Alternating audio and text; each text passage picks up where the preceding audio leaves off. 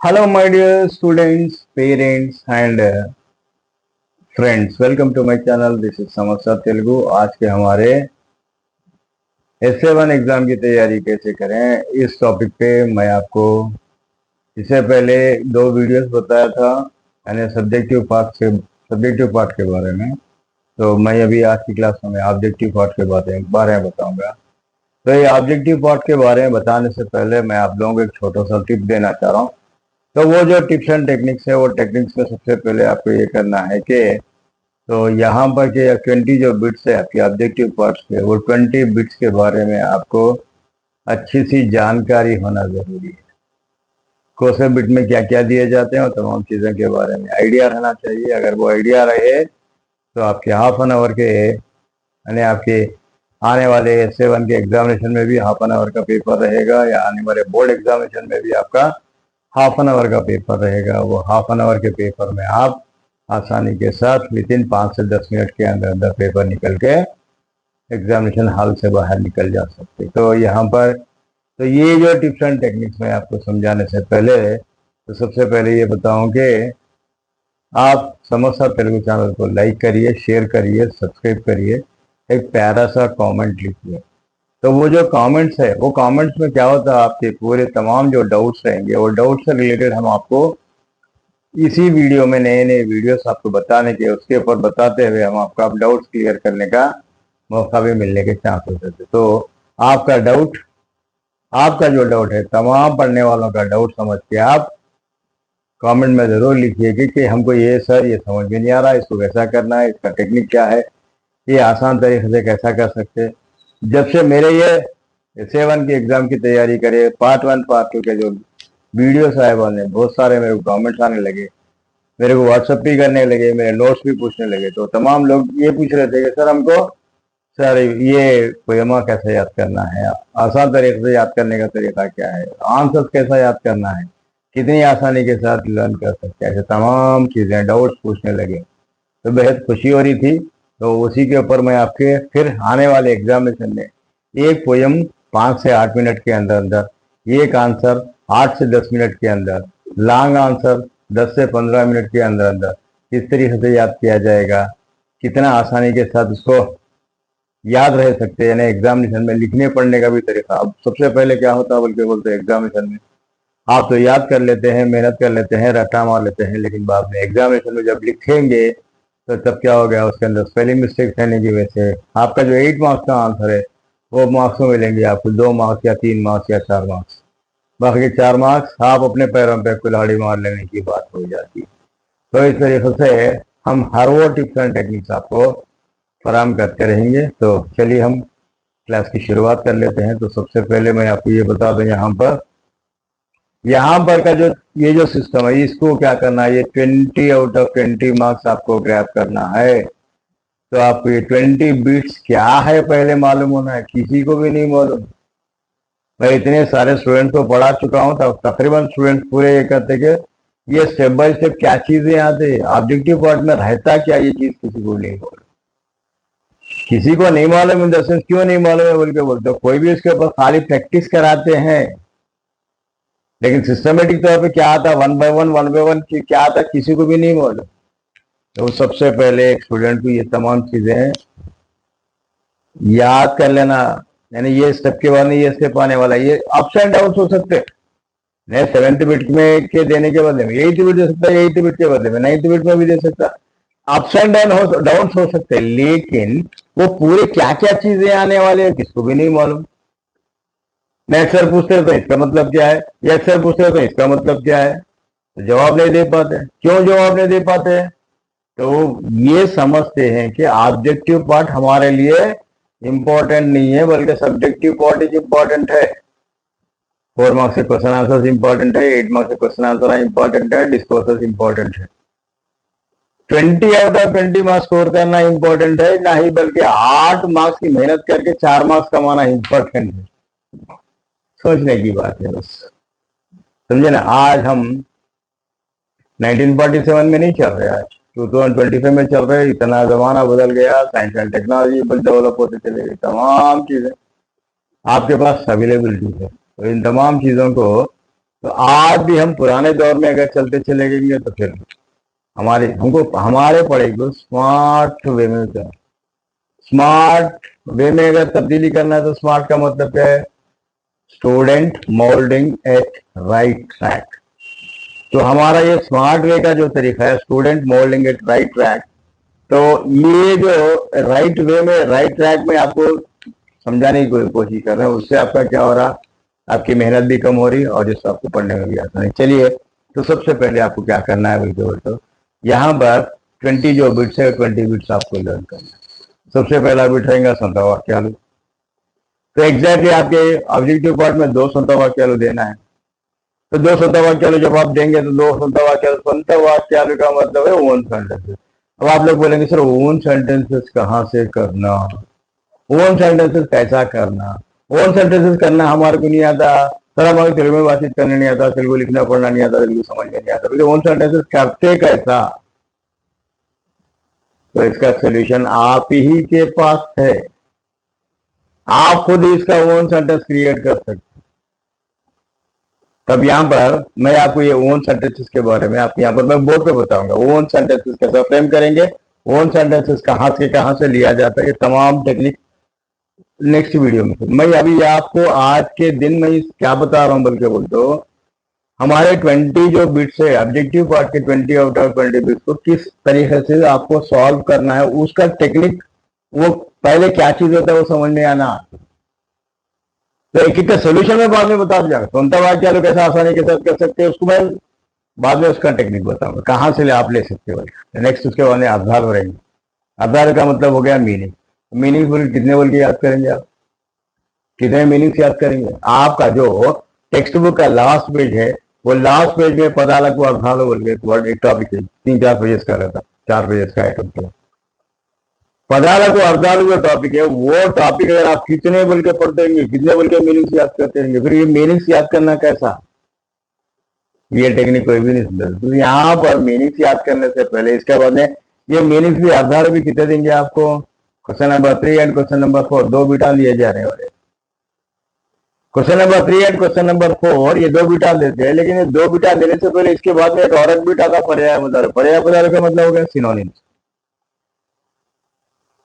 पर्याय बदल का मतलब क्या होता है? सिनोनिम। तो सिनोनिम का मतलब क्या होता है? छोटा सा एग्जाम्पल आपको समझाता हूँ मैं। मेरे सर पे क्या है? बाला है। ये बाल को उर्दू में और क्या क्या बोलते हैं? बाल बोलते हैं, केश बोलते हैं, लीश बोलते हैं, रेशम बोलते हैं, गेसु बोलते हैं, कौकब बोलते हैं। तो इस तरह से अलग अलग कितने भी नाम आप पुकारो लेकिन मतलब तो एक ही चीज है। बाल बोलो, केश बोलो, लीश बोलो, रेशम बोलो, रवन बोलो, कौकब बोलो। तो इसी तरीके से हमारे पास भूमि, नीला, अवनी, धरणी, पृथ्वी, ऐसे ये पूरे एक ही मतलब। अब इन तमाम चीजों में एक चीज कॉमन क्या रहती है बोल के बोलते हो? विदाउट मीनिंग आपका पर्याय तालु बनता ही नहीं। छोटी सी लॉजिक है, सिंपल सी लॉजिक है। ये लॉजिक अगर आप समझे तो फिर आपको मीनिंग याद करने की जरूरत नहीं।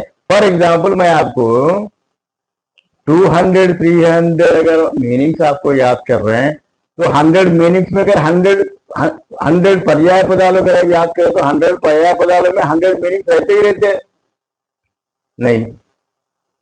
नहीं मालूम है आप लोगों को।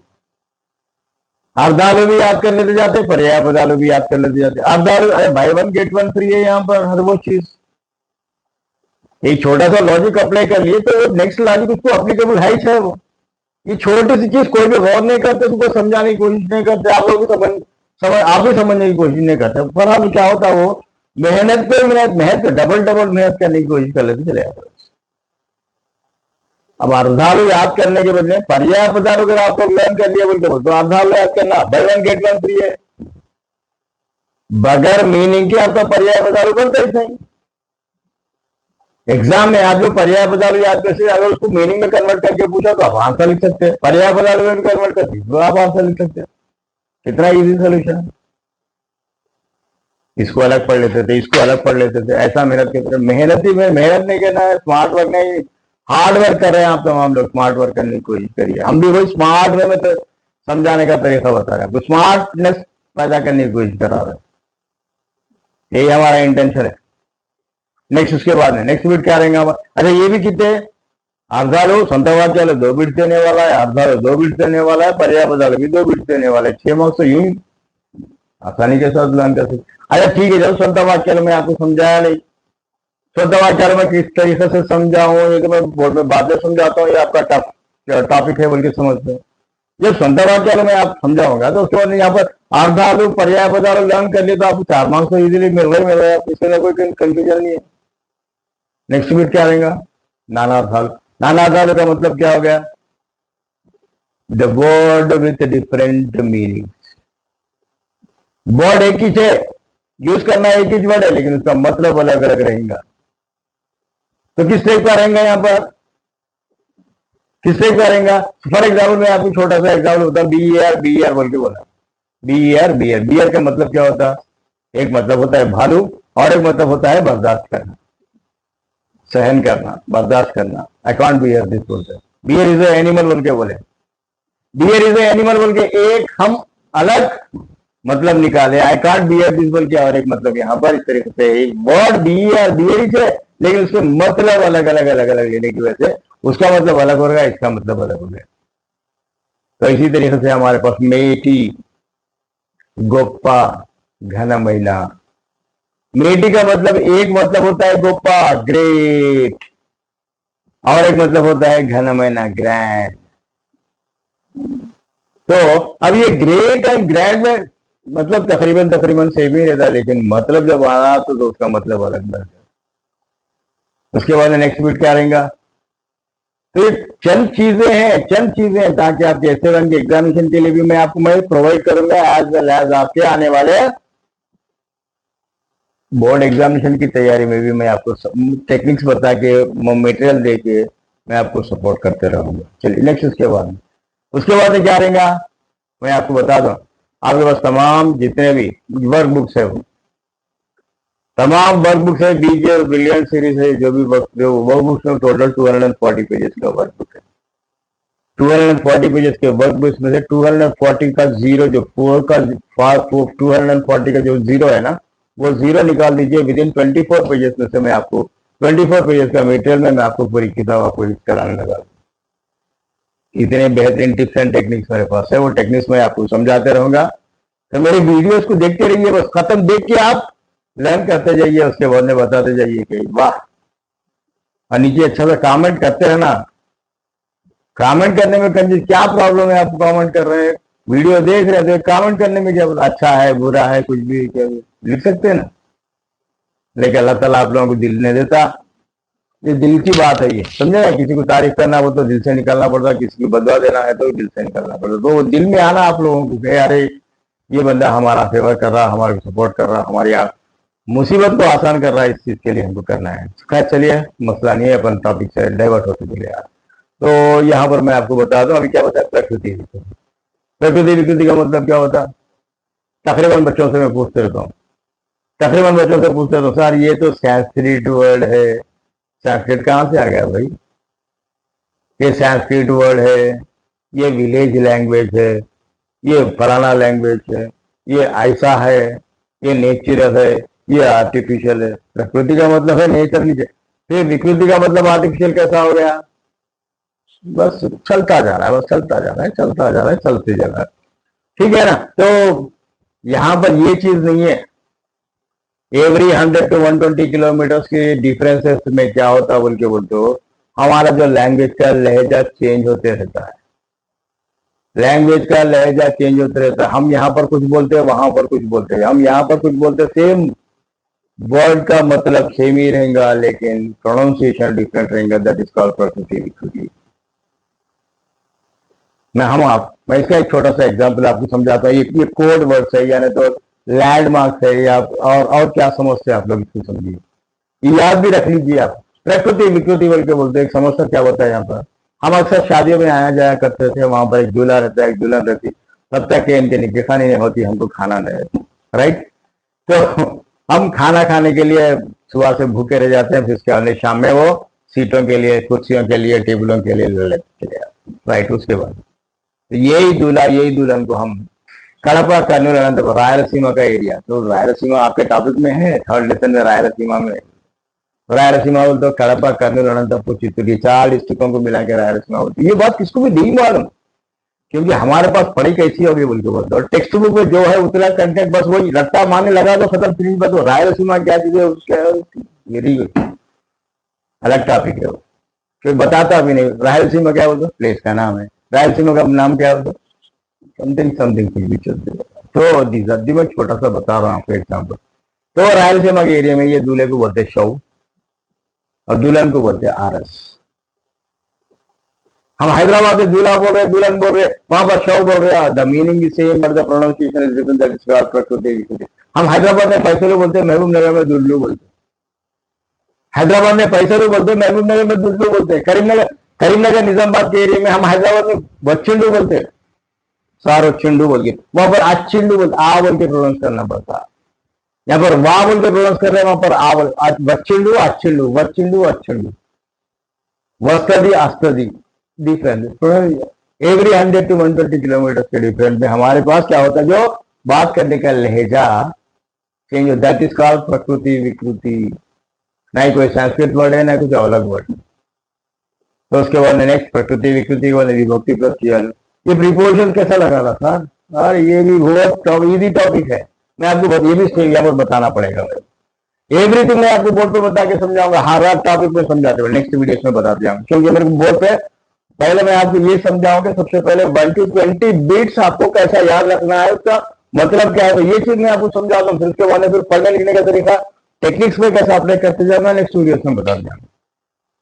फिर उसके बाद नेक्स्ट अगेन वीडियो है उत्पत्ति अर्थात। अभी ये उत्पत्ति अर्थात भी मैं आपको समझाने वाला हूँ। ये कोई नहीं समझाता, लेकिन मैं बेहतरीन अंदाज में आपको समझाता हूँ उत्पत्ति अर्थात क्या चीज है, इसको आपको कैसा ग्राफ करना है। इसके अंदर से 10 तक बिट्स में अब तक बोला है। फर्स्ट संतवाद चालू, उसके बाद अर्थ आलू, उसके बाद पर्याय पद आलू, उसके बाद नान अर्थ आलू, उसके बाद प्रकृति विकृति, उसके बाद विभक्ति प्रत्यय आलू, उसके बाद उत्पत्ति अर्थ आलू। ये पूरे 10 बिट्स में, यानी हर एक में कभी किसी में दो है, किसी में दो है, किसी में एक में।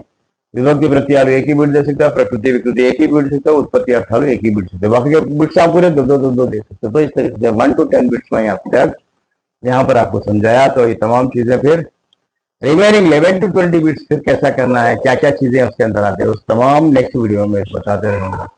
तो तब तक के लिए समझ चैनल को लाइक करते रहिए, शेयर करते रहिए, सब्सक्राइब करते रहिए, एक प्यारा सा कमेंट लिखते रहिएगा, समझे ना। ये लाइक करने में, शेयर करने में, कमेंट लिखने में कंजूसी मत करिए। इससे आपका ही फायदा नहीं, बल्कि आपका जो प्रॉब्लम है वो प्रॉब्लम क्लियर होते रहते हैं। तमाम देखने वाले, तमाम पढ़ने वाले, 10th क्लास पढ़ने वाले बच्चों का भी प्रॉब्लम सॉल्व होने के चांसेस रहते हैं। चलिए फिर मिलते हैं अगले वीडियो में, तब तक के लिए दीजिए समस्या को इजाजत। Thank you for watching.